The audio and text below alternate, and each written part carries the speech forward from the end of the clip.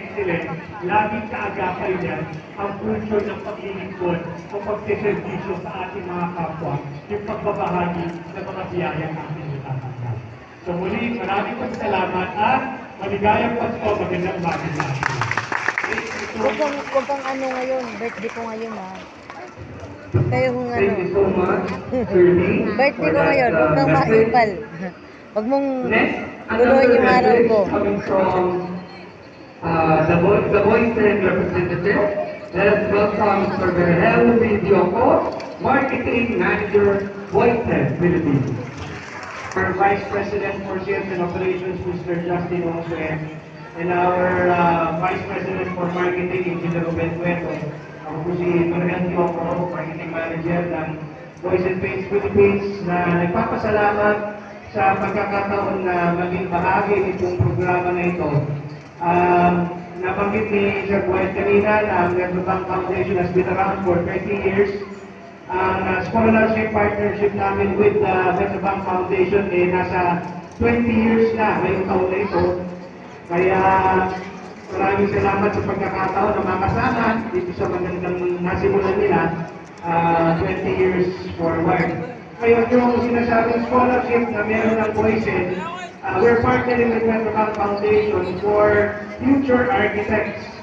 Kaya kung merong mga bata dito ngayon na mahilig mag-drawing, magaling kayong Makinig kami rin. sketch, magaling kayo mag-drawing, magaling kayo mag-painting, you might want to consider sa inyong kinabukasang karera ang pagiging arkitekto.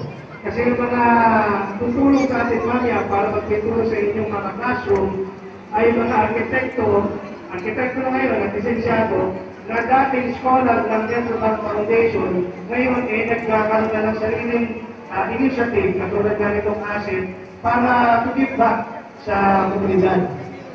Ngayon, pagkasabihin lang natin, siguro ito na yung gusto ko iwanang mensahe. Bata ko po yan, ang magagawa ko. Parang sa ngayon, siguro later on, pag kayumaman ako, pag nagkaroon ako magandang trabaho, baka makatulong ako. Actually, kung babalikan ninyo yung storya sa Bible, babasa ba kayo ng Bible? Yes? Alam niyo ba yung kwento ng bata na nagpakain ng 5,000?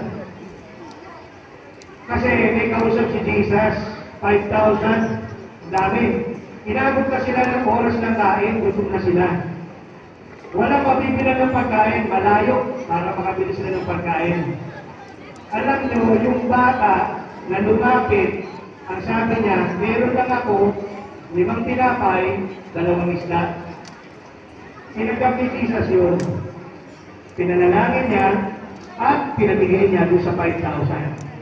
Yung maliit na dala-dala ng bata, makapagpakain ng mahigit 5,000 tao, all just because yung bata, kung ano yung meron siya, willing niyang ibigay. So, ganun tayo. Sabi nga, gawa tulong. Kung ano man ang meron ka ngayon, huwag kang mahiyang ialay para ibigay at makatulong sa kapwa. Kasi yung maliit na dala-dala mo, pagka binigay mo ng buong puso at may ligaya, ligaya with joy, yung maliit na yan, kayang palangin ng Diyos.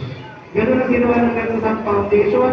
At once again, salamat at ang Voices ay naging kaparte ng programa yan. At kayo man, bata man kayo ngayon, kaya-kaya nyo gawin yan ngayon din. So, maligayang Pasko sa inyo lahat at maling umagang taon. Maraming salamat po, Sir Berhel. Before we have our interview number, let me first call on Ma'am Robin Villarreal, Faculty President of Adjustment Pastoral Elementary School, and Hindi, pupunta nga sila dito. for distribution of certificates Pupunta nga. and reading of the citation. Thank you very much. So before we actually dive in,